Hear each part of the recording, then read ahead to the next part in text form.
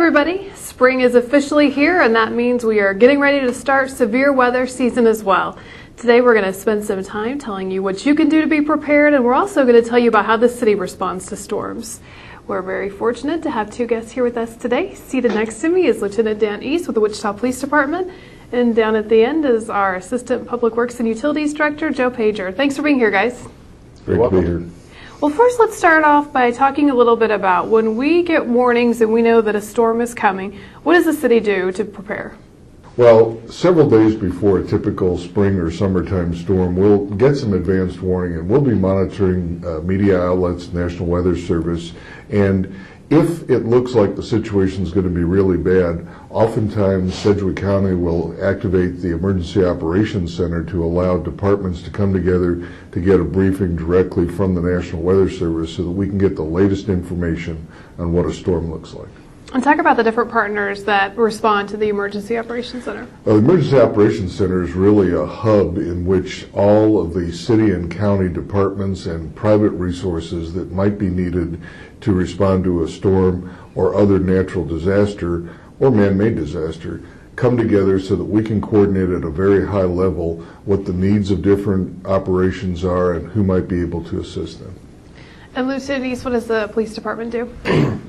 Well, once we get the information that a storm is possible, then we get the information out to our officers, and then we ask the citizens to make sure they are aware of that information and that they observe any warnings or information that is given out to them. If citizens, see like a tree blown over or some type of storm damage after the storm hits, what do you recommend that they do? First, they can call 911 and report that damage. We recommend that they stay home. We do not want them to go out and try to observe or see the damage because there could be other dangers that they're not aware of, whether it's down power lines, gas leaks, things like that. Joe, do you guys have crews out? I know there's officers obviously out patrolling in these situations, but what about Public Works crews? And it's going to depend primarily on time of day and day of the week. But typically, as a storm event occurs, we will pre-stage people. We'll get ready in advance in anticipation that we might need to activate, call people in, that sort of thing. So what we're doing in the immediate time before a storm event is forecast to occur is we're just making sure that we've got everybody available and that they know that the conditions might cause a change in plans for the day if it's during the regular workday. Unfortunately, we have had times where tornadoes have gone through and there's been significant damage. So will you talk a little bit, Lieutenant East, about how you guys coordinate that response from the police department standpoint? Once we get the information, and then if a storm does hit the city, the officers that are working, they will respond to the area that's been hit by the storm. And their first concern and the first priority will be the safety in rendering any aid to the victims of that storm.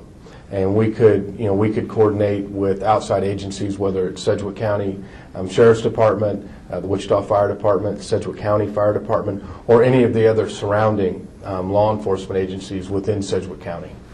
And then, Joe, do your crews typically then go into that scene and start driving around looking for problem areas? Well, typically what we're doing when we get into the area that's received damage is, number one, we're looking to make sure that streets are open so that the emergency responders can get throughout the area. So usually the first thing we're doing is moving debris, whether it's trees or buildings or whatever, out of the street right-of-way so that the response folks can get in and conduct the search and rescue.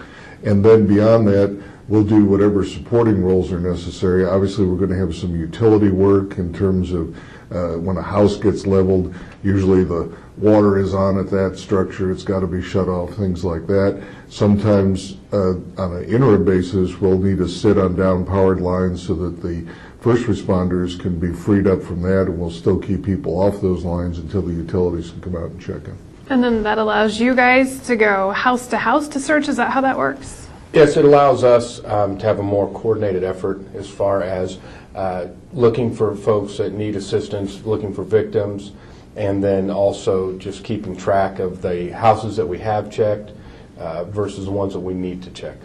And then I know with your role now, you're also in charge of helping the media get the stories out. So how does that work? Because everybody is dying for information when these things happen. I would be a liaison from the police department to the media, and that would be passing information along to the public, the citizens of the community, letting them know where they can go as far as any needs that they need to have taken care of, and what the city is doing, what streets may be closed, or areas that may be blocked off while crews are trying to work on those areas.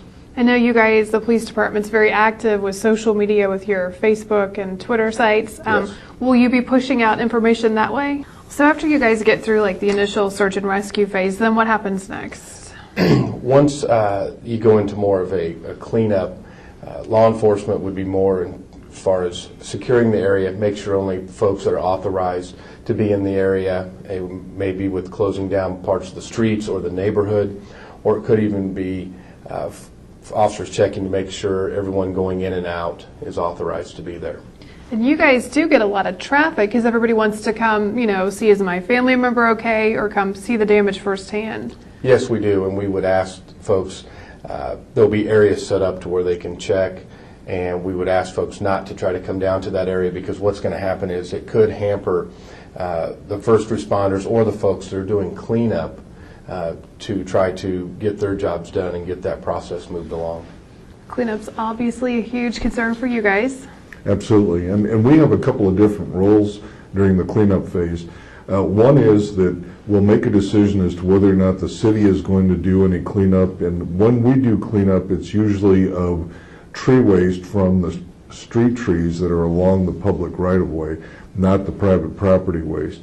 But we also do play a role in terms of coordinating with KDHE and with the waste disposal sites in town, because there'll be a large influx of very mixed waste that will have to be disposed of. So we're responsible for the planning and the coordination for the waste disposal, but the cleanup of the individual sites is usually the property owner and their insurance carrier. We've talked about the city and county response, but there's also other agencies that show up. Absolutely. The state will be there, the Kansas Department of Emergency Management, potentially the National Guard, the Kansas Department of Health and Environment, all of those would typically be involved. And I remember from my days covering the news that I'd also see the American Red Cross out there at emergency, response. Yeah, the Red Cross and other service agencies like that will provide response will be helping victims. They'll, when necessary, set up shelters for victims, provide for feeding of the victims. The Red Cross has recently, in the last couple of years, become very pet friendly, because they realize that there really is a need to take care of people. They're attached to their pets, so they've got to accommodate that. So it's a good example of an organization that's there to respond, but they're also there to help you on the front end. Before the storm gets there, lots of resources in terms of a safety kit for your family, as well as applications for smartphones that deal specifically with tornadoes, what to do in advance, how to recover, how to get information. Very valuable information, especially this time of year. Yep. Is there anything else you guys want people to know? There's a tendency for people in Kansas to want to be spectators to these events, and that has a problem, not only that it creates a danger for the people that are doing the coming out to spectate, but it can get in the way of the emergency response, and that means that there could be people in critical need of those services that are going to be in trouble because just a needless traffic congestion. So stay home, stay out of the way, let us do our work. Well, thank you guys so much for being here and sharing this important information with our audience. We thank you for watching, and we encourage you to keep an eye to the sky and stay tuned to your local media and, of course, the City of Wichita social media sites during the severe weather season.